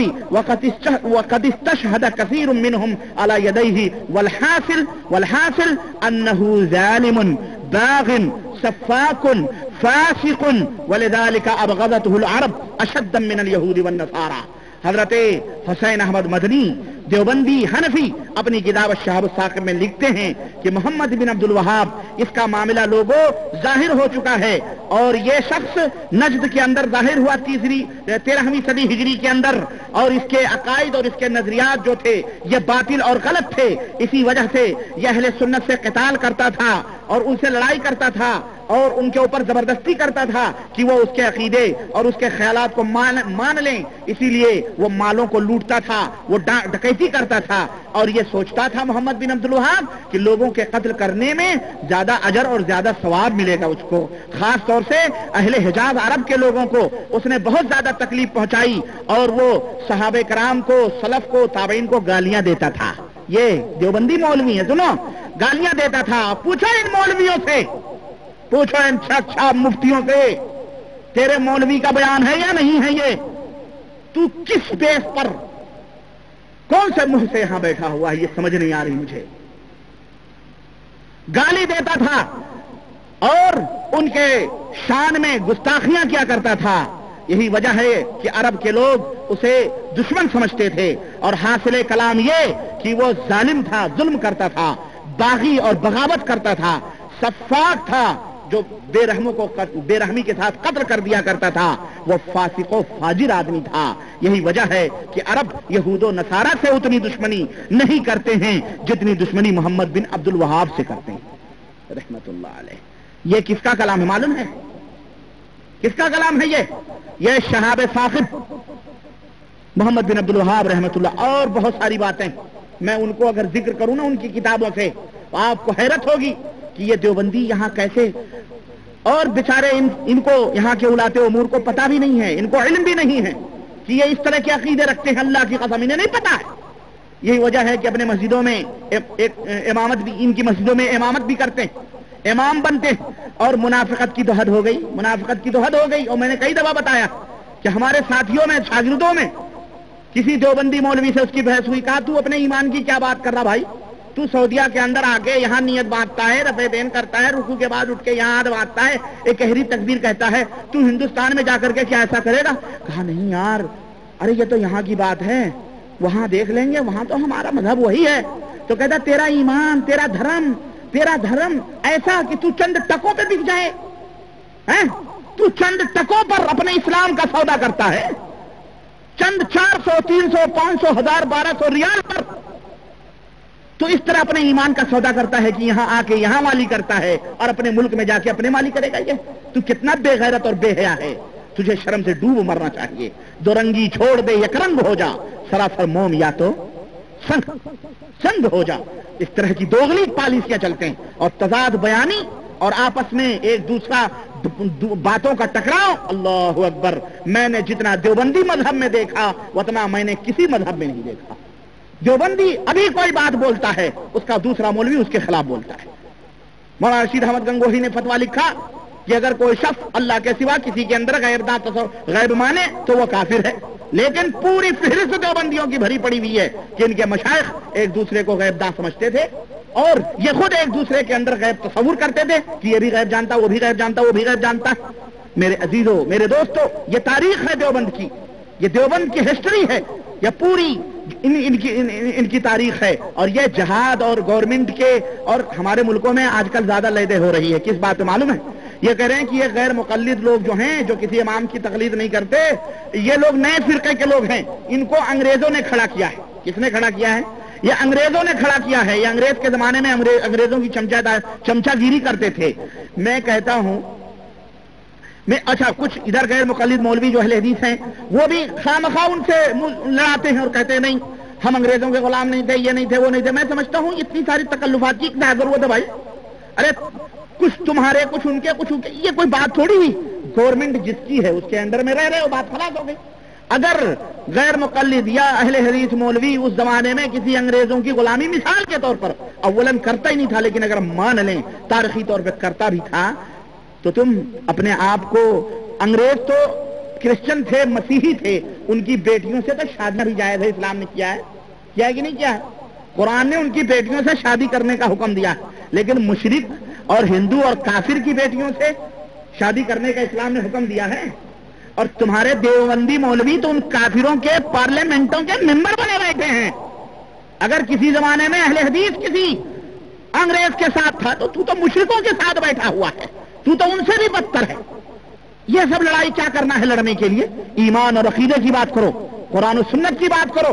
یہ تمام سب ایک دوسرے کے اوپر ہمارا مولوی انگریز کا پٹھو نہیں، ان کا مولوی انگریز کا پٹھو، ان کا مولوی جہاد، اور جاؤ میں چیلنج کرتا ہوں پورے اہل دیوبند سے اور اپنے دیوبندی بھائیوں سے بھی جو عوام ہے۔ یاد رکھو ایک بات میں یہاں نوٹ کر دوں، میں اپنے عوام جو دیوبندی بھائی ہیں میں ان سے مخاطب نہیں ہوں، یہ میری پوری بات ان مولویوں سے ہے۔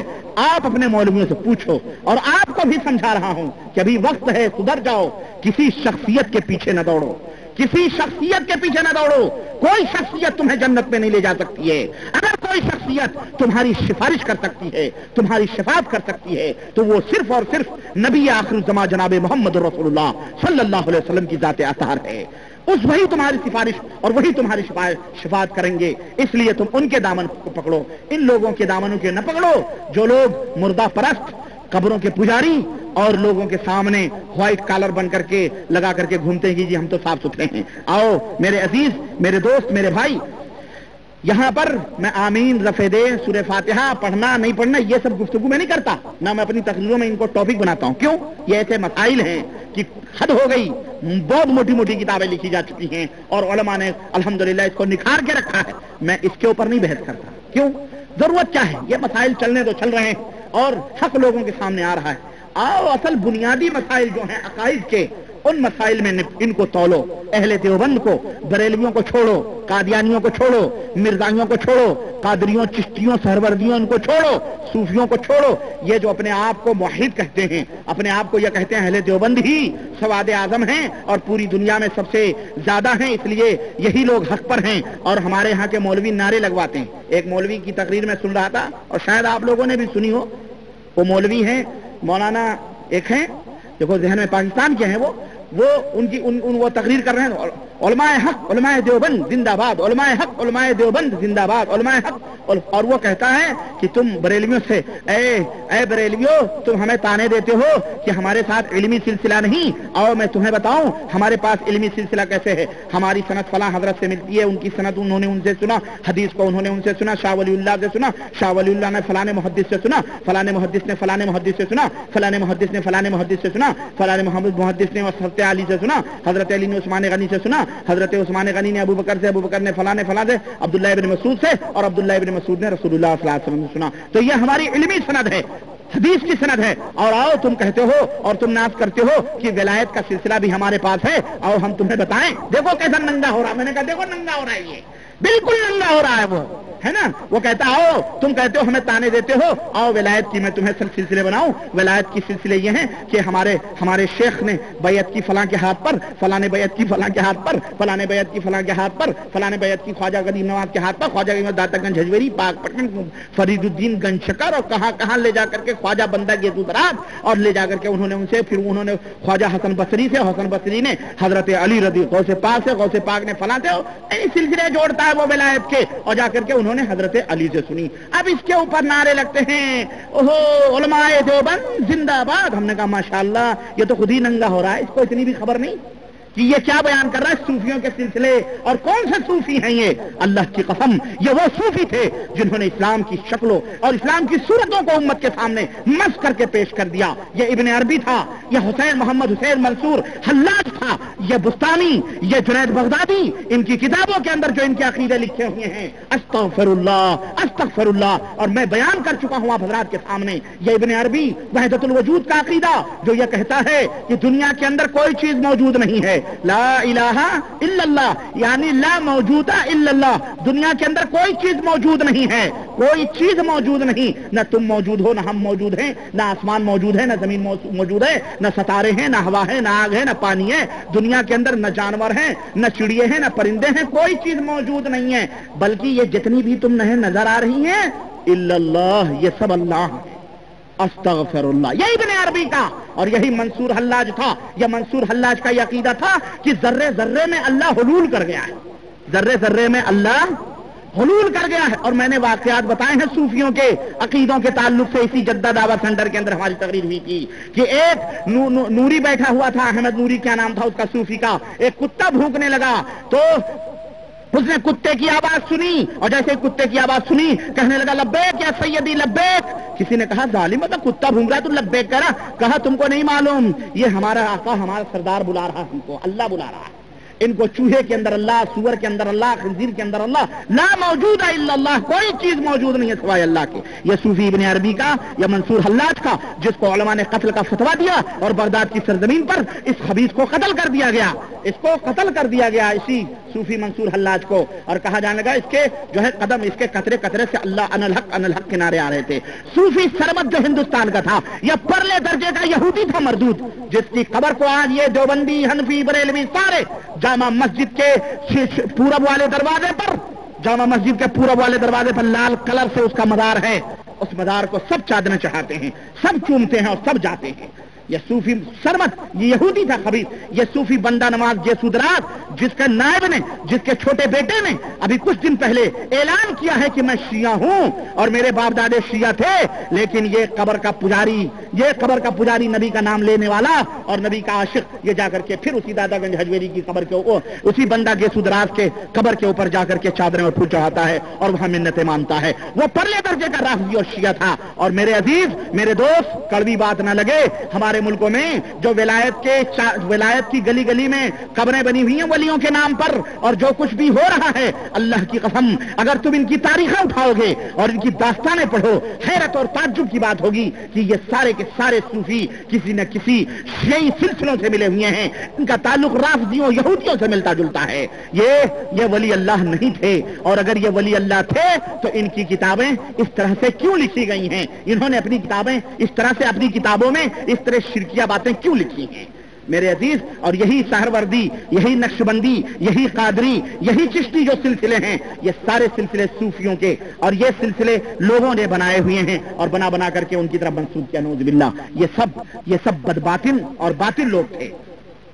अब आइए मैं आपको इस ताल्लुक से जो मैंने अभी वहदतुल वजूद का हवाला दिया है, आप तबलीगी निसाब उठाइए. तबलीगी निसाब के अंदर हजरत ज़करिया साहब ने, मरहूम ने अपनी किताब के अंदर लिखा है, और आपको मैंने ये वाकया भी बताया होगा कि हजरत इमाम अबू हनीफा रहमतुल्लाह अलैह के बारे में उन्होंने वाकया लिखा तबलीगी निसाब के अंदर कि हजरत इमाम अबू हनीफा इतने बड़े कश्फ वाले, इन्होंने, मैं बताया ना आपको, इमाम अबू हनीफा रहमतुल्लाह अलैह को भी इन्होंने कहीं माफ नहीं किया है. लाग लपेट के बेचारे को घसीटा है اپنے عقیدے اپنے مذہب کو ثابت کرنے کے لیے، جبکہ امام ابو حنیفہ رحمۃ اللہ علیہ بیچارے ان عقیدوں سے بری تھے۔ زکریا صاحب اپنی کتاب تبلیغ نصاب میں لکھتے ہیں کہ امام ابو حنیفہ رحمۃ اللہ علیہ جو تھے وہ جب کوئی بندہ کوفے کی مسجد میں وضو کیا کرتا تھا تو امام صاحب جو پانی گرتا تھا اس پانی کو دیکھ کر بتلا دیا کرتے تھے کہ یہ گنہگار ہے، بدکار ہے یا یہ نیک آدمی ہے۔ استغفر اللہ۔ اور سنو، یہی نہیں کہ یہ گنہگار ہے، بلکہ یہ بھی بتلا دیا کرتے تھے اس نے بڑا گناہ کیا ہے یا چھوٹا گناہ کیا ہے۔ استغفر اللہ۔ اور یہی نہیں، زکریا جی آگے لکھتے ہیں، اور کیا لکھتے ہیں کہ وہ چھوٹا گناہ بھی حسی ہے یا غیر حسی ہے، یعنی دکھائی دینے والا گناہ ہے یا دل کا گناہ۔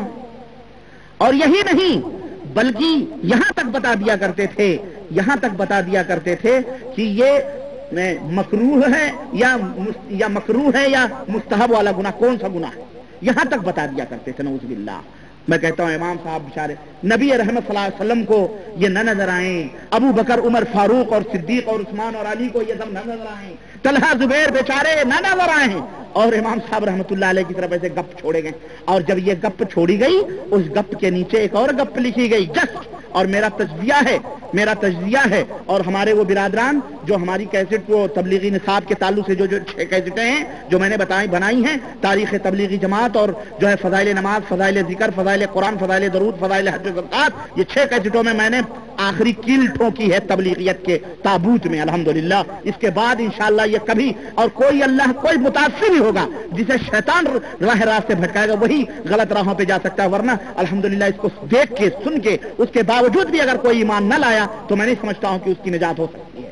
اس لیے انہوں نے اسی کتاب کے اندر جو ہے لکھتے ہیں نیچے، اور میرا یہ تجزیہ تھا، میں نے جب تبلیغی نصاب یہ جو میرے پاس ہے، یہ میں تبلیغی نصاب جو میں نے اس کو پڑھا تو اس کو پڑھنے کے بعد میں اس نتیجے پر پہنچا کہ کون سا ایسا واقعہ ہے جو زکریا حضرت جی نے بزرگوں سے ثابت کیا ہو تو اپنے دیوبند کے علماء کے بارے میں وہی چیز ضرور ثابت کرتے ہیں۔ نہیں سمجھے آپ؟ مثلا مثال دیتا ہوں، مثلا تبلیغی نصاب کھولیں،